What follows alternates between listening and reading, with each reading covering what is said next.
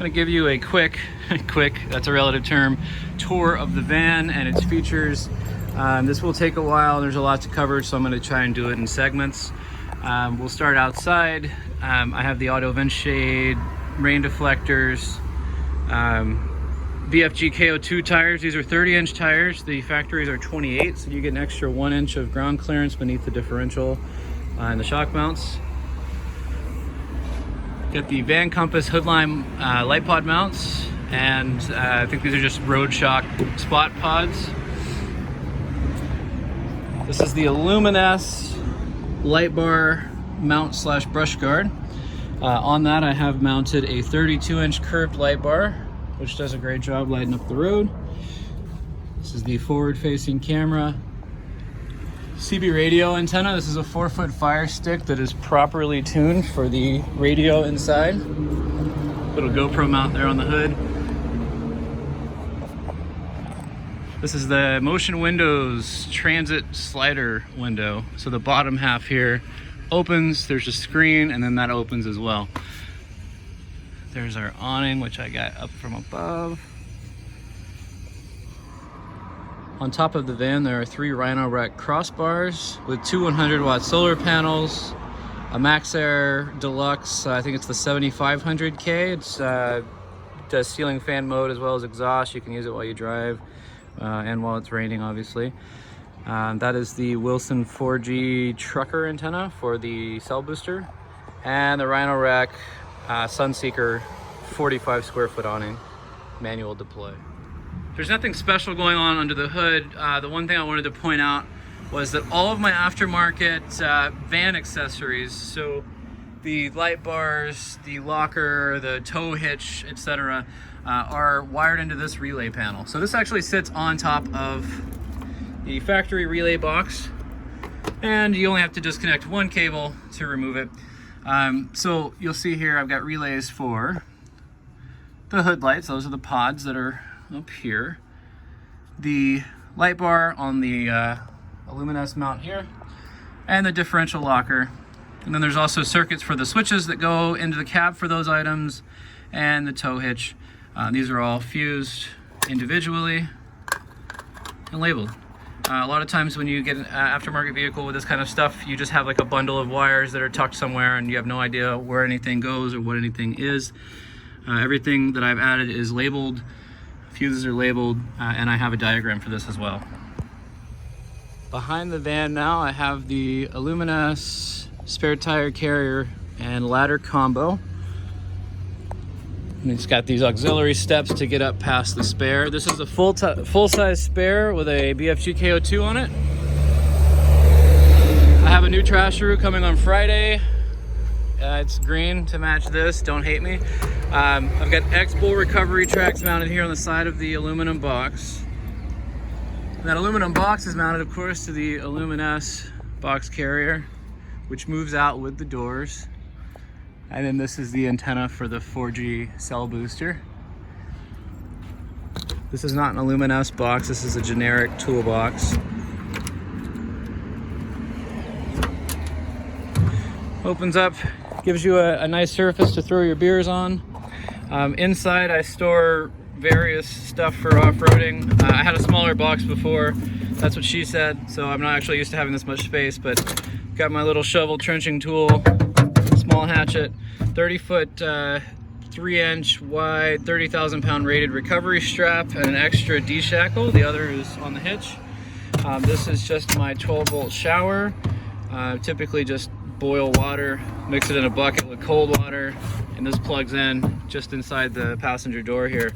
I've also got a pop-up shower tent. All that stuff is coming with the van, and then just a tire plug kit. Underneath the van, there are a few things to cover. There's our second reverse camera. The factory reverse camera is up top, pointed down. I've got the Curt hitch and hitch wiring kit. I've got the 4 flat connector tucked away here. I just had a rear brake job done with new calipers, new pads, new rotors, etc., which, as you know, is an expensive project on the Transit. You can tell if you compare this with a stock Transit the shock mounts are usually the lowest point. So I have the Van Compass high clearance shock mounts installed, which makes them about level with the bottom of the differential. The differential is I'm running a Yukon Gear e-locker, so you can actually lock the back axle despite the fact that this is a rear wheel drive van. That is incredibly useful for going up steep inclines. If you back into a ditch and one tire is in snow or mud and just spinning, throw the locker on, you walk yourself right out of it with the other wheel. This is the G2 gear and axle differential cover, which has a drain plug. I installed that with a lube locker gasket, so you don't have to take off the diff cover to change the oil. In an off-road van, it is important that you do that on occasion. This van has the Van Compass 2.5-inch terrain lift kit on it, and that was installed professionally here in Vancouver.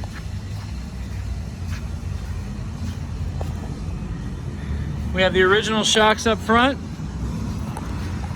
In the rear, I have a set of Fox 2.0 tuned shocks. These were tuned at Van Compass, which is in Post Falls. And as you can see, there's the lift kit spacers and all that all around, but the shocks mount onto those high clearance brackets, and that gives you, this van has 3.5 inches of ground clearance over a stock Transit. I'm parked on an incline right now, so it is kind of hard to tell. Opening the back door with the box, you reach over. The garage is unfinished, obviously.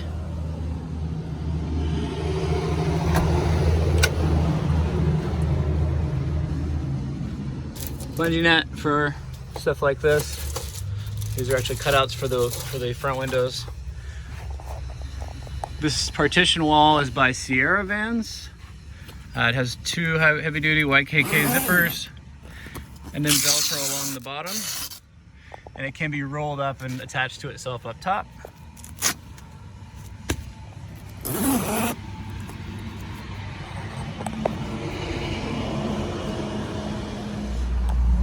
Moving into the cab, there's some more dirtiness in here. I took it out to the forest yesterday for like a last hurrah.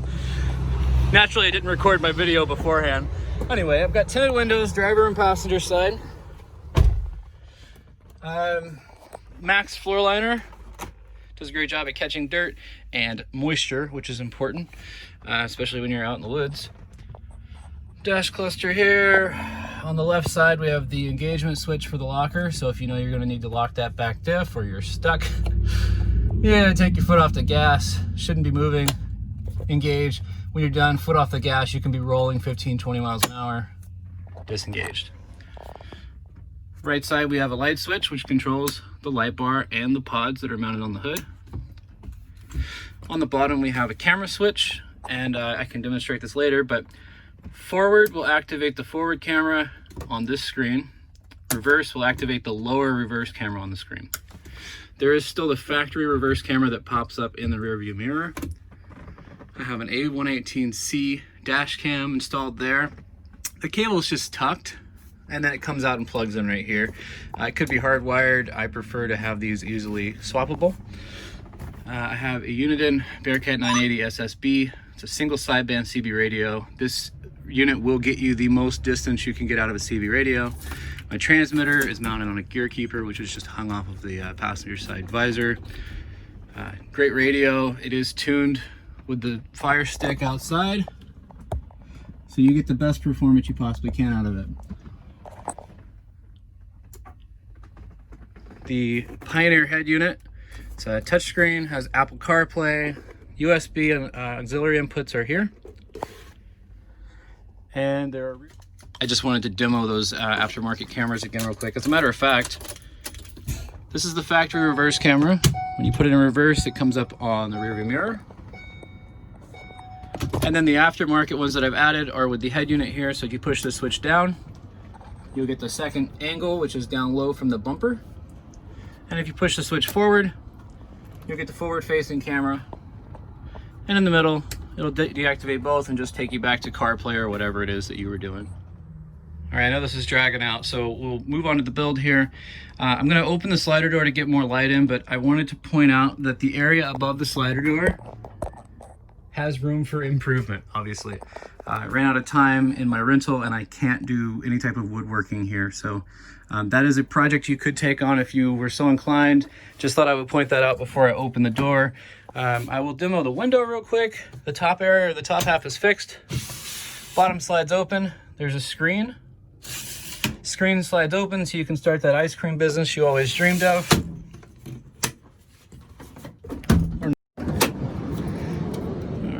Our slider. Finally, stepping into the van, we have the Lagoon table mount. You've probably seen these in every other build in the world. It's just got a butcher block cutting board I use as a countertop. Throw your beers on it. Inside, it's nice to have an additional surface, so in front of the slider door I'll just have it like this, and then you can access your fridge and stuff when you're stationary. Stepping in, we'll start with the cabinetry. This is the ugliest one by far. This is where I just stuffed things, so it's not finished off, and most of the cabinetry is going to be relatively unfinished on the inside. All the wiring for everything is easily accessible for service and troubleshooting, should you ever need to do that. Inside these doors I have spice jar mounts. Those came in handy. Same thing with wiring here. It's neat and out of the way, but it's easily accessible. Down on the bottom, this holds our 2 Battleborn lithium iron phosphate batteries. More wiring, of course, and a small bit. Up top I've got air compressor, tensioners for the tire shades, and booster cables. Plenty of room in here. This is just kind of my general, driving need stuff area. Moving into the electrical cabinet. 2 lithium batteries here. Full electrical details are on my blog. I also have a full wiring diagram showing how everything is connected in the van. This system is 100% isolated from the van's electrical with the exception of the Sterling Power 30 amp DC to DC charger. This ties in at the customer connection point on the driver's seat. That is the one common link. Not important, just thought I would mention. Anyway, this entire system is diagrammed on my blog for future owner reference. Wilson 4GM cell booster. It is switched up here. One of these switches is for the water pump, one of them is for the cell booster. I'll get to that stuff in a moment. 700 watt Renogy pure sine inverter, so it's safe for laptops and such. The only things I ran in this van off of AC were my toothbrush charger and my laptop charger. 700 watts is plenty for that kind of use. I've also run sanders and things like that off of this, but generally like blenders and microwaves will be out of the question. Just worth noting in case you need that in your life. Everything is labeled for ease of future use, and it was all built as simply as possible while keeping it semi-professional. The road noise is driving me nuts, so at the expense of some light, I close the door. I guess we'll make like Drake and start at the bottom of the control wall here. I've got the standard dimmer that like everyone in the world has. There's 6 puck lights inside the van. They're all controlled by that dimmer. This LED strip behind the cabinet, I have a remote for it, but it also has a Bluetooth app, RGB, well, typical millennial lighting. This switch is for the Wilson 4G cell booster, which I showed you down here, or the WeBoost. I don't remember which company name is correct these days, but it's in there. The internal antenna is housed in the right side of this cabinet, right next to a Verizon Jetpack hotspot. This is the switch for the water pump. This is a Bluetooth temperature and humidity sensor. Paper towels if you're into that kind of thing. This is the solar charge controller control panel. So this will show you your volt and amperage coming in from the solar panels, your battery health, and then the loads in the van. This is the controller for the 700 watt inverter, which I showed earlier in the cabinet. This will actually turn on the inverter and activate these outlets, which we'll get to. This battery monitor with lithium iron phosphate, you can't look at a voltage and go, oh, okay, I'm at 80%. Not with any accuracy, at least. So this measures amperage in and out of the batteries to give you an accurate percentage of battery life remaining. This is the afterburner thermostat. This is by a fella named Ray Jones in Australia. This is an aftermarket thermostat for the diesel heater. What's really cool is it gives you Bluetooth and Wi-Fi. You can monitor fuel usage. You can adjust flow rates. You can turn it on and off from bed, which is basically what I use it for. But you can also set schedules and things like that. So immensely useful. Let's talk about the water system. Cutting board or chopping block, whatever the hell, lid, rack, strainer, stopper. We're not breaking any new ground here. This is a cold water tap, so you have on and off. There's no warm.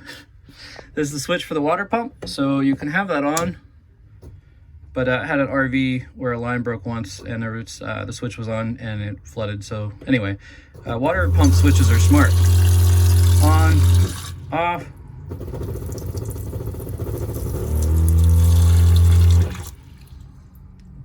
Switch off, throw this back on. This does swivel out of the way so you have more surface space. Underneath, fresh water is supplied by 2 6-gallon jugs. This is a very basic water system, but it suited my needs pretty well. I fill these up at Circle K's and Safeways, anywhere that has those blue, Crystal Mountain water filling stations outside. This is labeled Fresh to Death number 2 because I used to have a gray water tank here, so I had 6 gallons fresh, 6 gallons gray. The gray water now exits through this RV trap, runs through the wall into the propane cabinet. Inside this cabinet, there is a Y, like a garden hose Y. Right now it's configured so that the gray will exit the bottom of the van. You need to be mindful of detergents and soap and things like that if you're dumping onto the ground, obviously, but I'm not here to preach to you. Live your life the way that you see fit. You can close the valve that runs out, open this valve, which will divert gray water into this 1-gallon container. This is useful if you're in a driveway, parking lot, city where you don't want water running onto the ground. Since we're over here, let's talk about the propane. 2-burner Flame King stove. Very basic stuff. Line runs down, enters right here. This is a 2-stage regulator. This van did used to have a propane heater, and the propane tank was a barbecue size in a sealed box. I do have to say that the best practice is to put this in an airtight box and vent it out the floor. However, I shut it off when I'm done using it, and I have not felt the need to do that. It is secured with a cam strap. There's a propane alarm right here. This is hardwired into the van.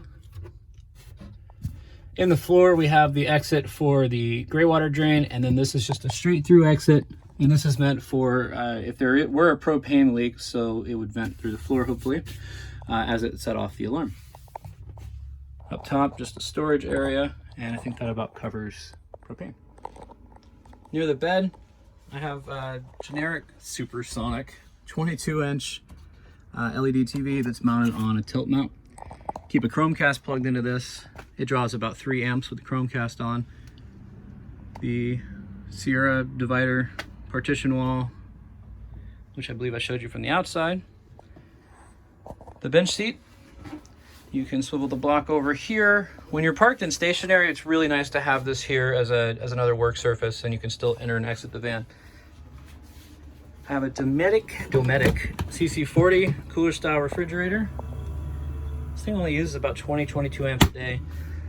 And then the bench seat slides over, and I actually sized this for a compact cassette toilet and decided I didn't want to drop a deuce inside of my van. So I use this area for storage. I just threw bins in it. And then under the bed, we have 3 drawers. This is an IKEA unit that was put together with construction adhesive, so it ain't going anywhere. And it has the lock latches that keep it from opening when you come to a stop.